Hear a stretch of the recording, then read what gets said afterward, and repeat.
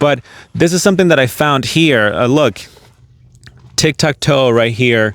Some games that maybe kids were playing, I'm not sure. And then we see this is looks like it could be the Venezuelan flag or the Ecuadorian flag or maybe the Colombian. They have the same colors. It looks like there's some names here, right? And then here once again, it could be either Venezuelan, Ecuadorian, or Colombian. So just keep that in mind. But, you know, again, to me, it's like you're coming here, right? Running away from your home country. And one of the first things you do once you cross the border into the United States is paint your home country's flag on the wall. It doesn't make sense to me. That really bothers me. Because if you're coming here, you know, the last thing I would be thinking about would be, oh, you know, I miss or love my country so much. Well, then you shouldn't be here. Just go back to your country, and then you can continue to be patriotic and adore your country in the most meaningful way, which is okay, by the way. But to me, it doesn't make sense. That's just my opinion. Look at this, guys. Look at the amount of empty water bottles on the Mexican side. Wow, there's more over there too. Okay, that's what sending the wrong message means right there. Because, you know, when you tell them you are welcome here and we'll give you comfort, like the New York governor said. We want people to come here, despite where they came from or despite the circumstances that drove them to this country and to this state. We say you are welcome here. We are welcome with open arms, and we'll work to keep you safe. We'll not only house you, but we'll protect you. So our message to the world is, send us your people, send us those who need the cloak of comfort that we can demonstrate as New Yorkers with big hearts and open arms, and we'll provide a safe haven.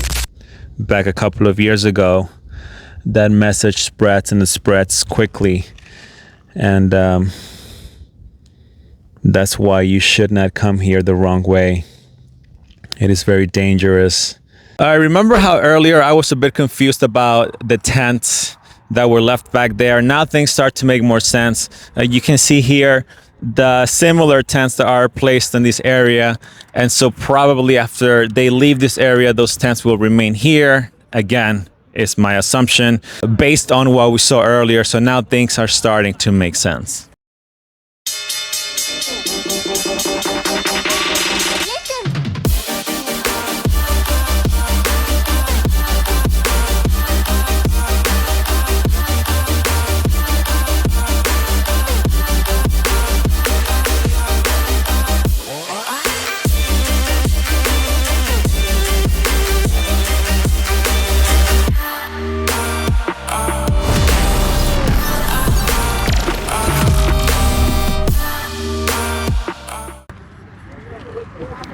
What country are you from? So we have this group of men here, and I'm asking them, I want to interview them, but they don't want to be interviewed. They don't even want to say what country they're from, which is interesting. So right here in this group, we have 1, 2, 3, 4, 5, 6, 7, 8, around 8 men just in this small section here, but they don't want to talk, guys. They seem pretty upset. All Brazil? All Brazil. Everybody's Brazil here. Yes. Got it. They are from Brazil. Again, they don't want to really talk to me, guys. I think, you know, they smell that I don't play any games. But let's continue. Hi, I'm from VegaAxis channel. I just have a quick question about how, you know, your experience coming to America. Only Punjabi. Punjabi? Haryana. What country is this? What country? India. India? India. India. India too? No English or no English? Okay. Got it. So no English here. We have just 2 men from India and no English, so they don't want to, or they are unable to do the interview. Hi guys, I'm for the VegaAxis channel. I just have a quick question about your trajectory here. Do you want to share where you're from? Do you want to record from here so you can record their faces? I know, but that's why. These guys here in this little corner we have, can you record that over there? 1, 2, 3, 4. On this section was just 4 men, all right? So you guys can start counting in total. Again, these are grown men behind me. Let's continue. Hi guys, where country you're from? This is from the VegaAxis channel. What country you're from? China? China? Everybody China? Yeah. China. Yes. Does anybody here speak English? No. No English a little bit? No. When did you come to America? No. So as you can see, they don't want to be interviewed, and they're saying that they don't speak English. I think some of them might speak a little bit of English, but it seems like they don't want to talk, guys. But once again, in this little corner, we have 1, 2, 3, 4, 5, 6, 7 grown men. Okay, let's continue here. All right, guys. So besides those tents, what I also noticed is that when we get to sections of the wall that are not that high, we can see the barbed wire. See that? Are you able to get a shot of how long it's over there? Yeah. So, just because some of you may be asking, well, where is the major influx? Also, though, the Border Patrol agent told me that things changes a lot of the times. They don't stick to a same area. So that also could explain why we see this area more quiet. Yeah, so as I was driving here, I noticed this section of the wall has the barbed wire completely cut off. And once again, I'm sure that it's cut for a reason. So just wanted to show that to you guys. Do you mind just zooming in a little bit so they're able to see what I'm referring to right there? Yeah, that's perfect right there. Yep. Look at it right there. Who knows who cut it? But I'm sure something happened in that section of the wall. Okay, guys, so just to show you yet again, here is another section where the barbed wire is down. Can you zoom in the specific area so they can see there, please? Yeah, thank you, right there. This is, again, on another section of the border wall. And right there, guys, as I continue driving through the southern border, I came across another home, and it's just interesting how these homes are there. They look empty though, but you see the windows are like covered with cardboard or something. Well, some of the windows, but very interesting. Very, very interesting. Could those homes be for, let's say, the cartel to put the migrants there so they can sleep overnight or during the day and then,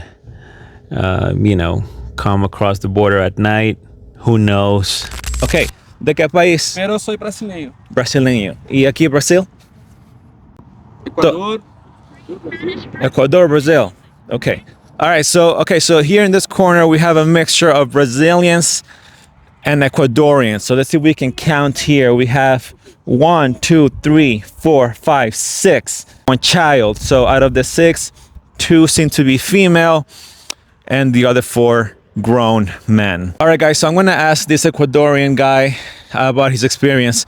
How many countries did you cross to come to America? Todos los países, está Colombia, Venezuela, Honduras, Guatemala, El Salvador, México. So como más de 6? Más de 6 países. Probably around 6 or maybe a little bit more than 6 countries. Out of those 6 countries, which country treated you the best? Honduras. Honduras. Honduras. ¿Por qué? Fue, como si uno dice, menos complicado, más comprensible la gente. Out of all those countries, which country you found to be the worst or was the most difficult? ¿Qué tú dijiste? México. México. México. México. ¿Por qué? Porque tuvimos muchas complicaciones, a pesar de todo, tuvimos muchas complicaciones, es un país muy grande y tuvimos muchas complicaciones con migración, tuvimos complicaciones porque nos regresaron y nos bajaron de nuevo de estando acá arriba ya y de nuevo nos echaron para abajo y todo se complicó, gasto de dinero, gasto de tiempo, no tuvimos como le explico, algo suave, como se dice. No, ha sido muy complicado subir hasta acá. What are your top 3 reasons for coming to America? Lo principal en mi país está muy complicado, la delincuencia y las extorsiones. Y por buscar algo mejor y porque me gusta trabajar y buscar algo mejor, un mejor trabajo, una mejor estrategia.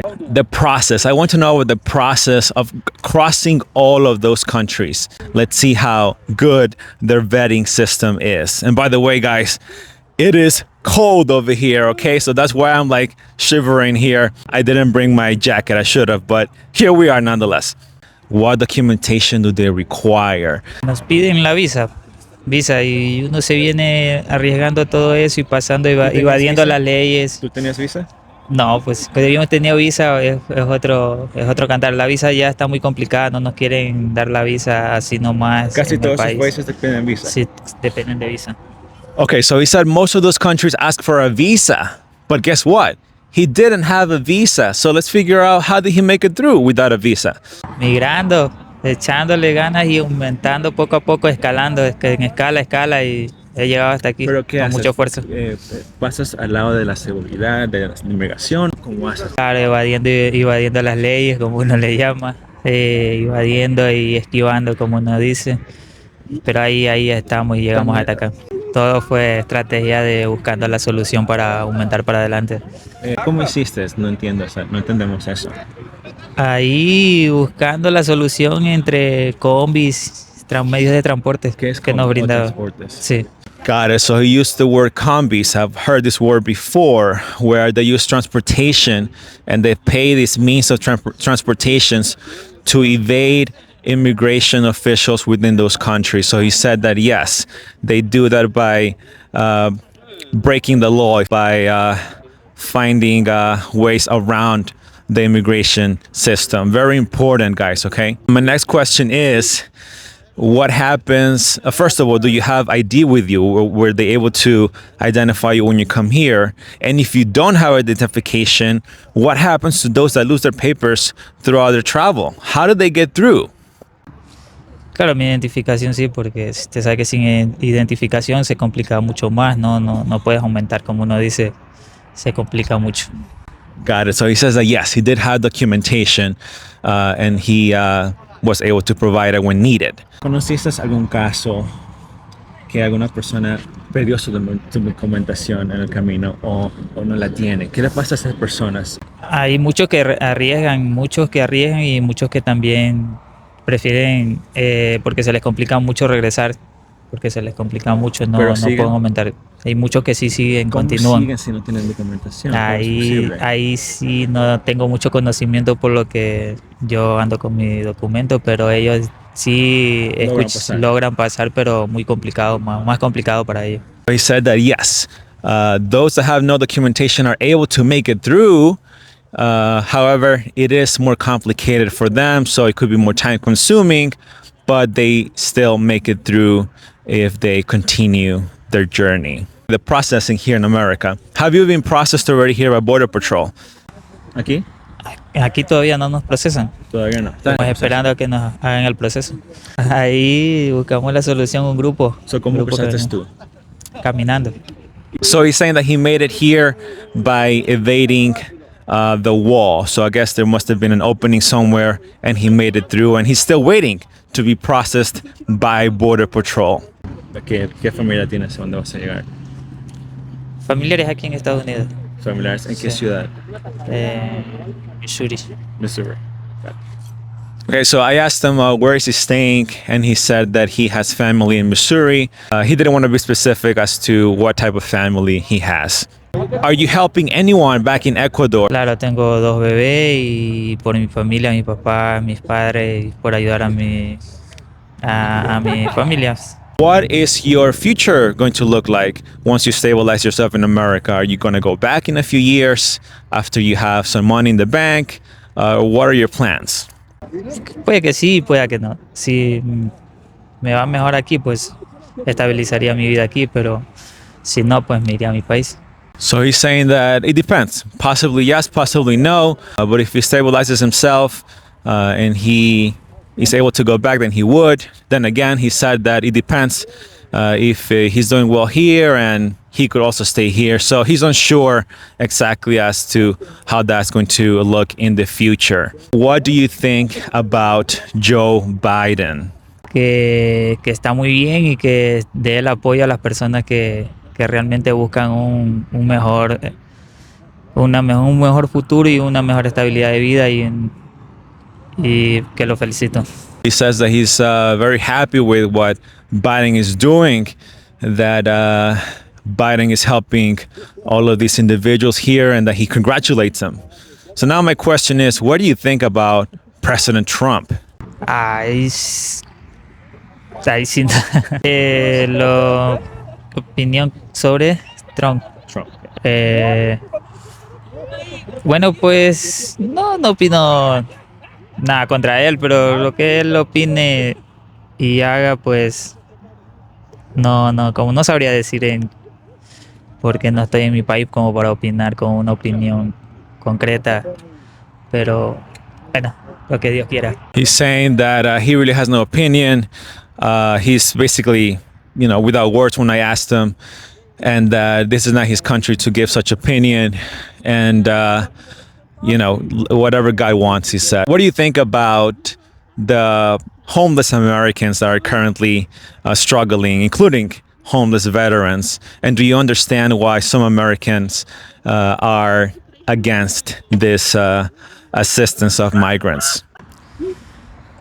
En que bueno, no sabría la situación, pero bueno, tenemos que ser como hermanos, ¿no? Porque ayudarnos unos al otro y apoyarnos y ver la solución, no mirar la otra parte mala, sino ver soluciones y arreglar la situación del país, de todo, de los hermanos emigrantes, de la gente de aquí del país también. Got it. He says that we should all help each other as brothers, and that we should all look into everyone's conditions, but again, just general answers, nothing specific to what I asked. And now, my last question is: do you understand that the reasons that you stated for being here doesn't really qualify you for asylum specifically, being that you were not being targeted by political reasons or social group reasons? Claro, me preocupa, pero hay que ver qué pasa, ¿no? En el proceso. Hay que ver qué pasa y que ojalá que sepan entender y comprender la situación que estamos pasando nosotros los ecuatorianos. Es muy dura y ahí pues vamos a ver qué pasa. He understands that he might not qualify, but he's concerned. But again, Ecuadorians are going through a tough time, so we'll see what happens. I'm here asking these individuals here about, again, why they're here. He's saying that they are from Mexico, and it's 5 in total. I'm counting here 2 kids, 2 adult men, and 1 female, so that would make him about 5 in total. Yeah. So I asked him, do you directly cross from Mexico to here? He said yes. Sí, en California. California. Okay. He said he has family here in California. I asked him, why aren't you with your family now? He said he's seeking asylum. What are the top 3 reasons why you're coming to America? Las 3 mayores razones por las que vengo aquí a América: por el trabajo, porque en nuestro país está la delincuencia lo que da. A él se lo querían llevar. A mí la delincuencia organizada nos quería secuestrar, se puede decir, quería que trabajáramos con ellos. ¿Quiénes son ellos? La maña, pues se puede decir, No hay más variedades de... Es que es variedad de no delincuencia saben ni cuál organizada, es. son muchos grupos organizados. Son como criminales. Criminales exactamente, y se llevan la gente de tamaño.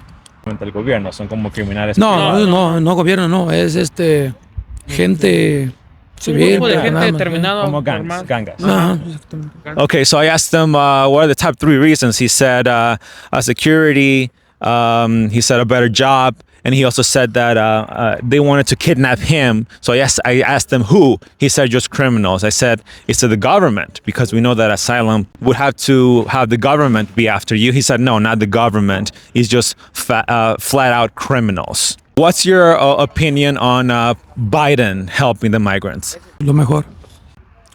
Pues que nos dé el asilo y que pues, muchas gracias y que le siga y ojalá que dé él porque es lo mejor que pueda haber porque el otro no. He's saying that he's the best. Joe Biden is the best, and he would tell him to give them asylum because the other one, not too good. Let's see what's happening here. Let me back it up.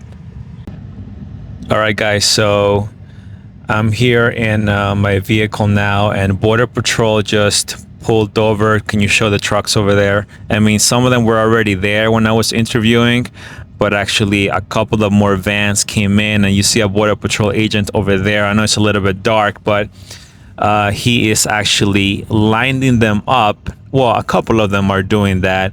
I believe they are going to start the processing.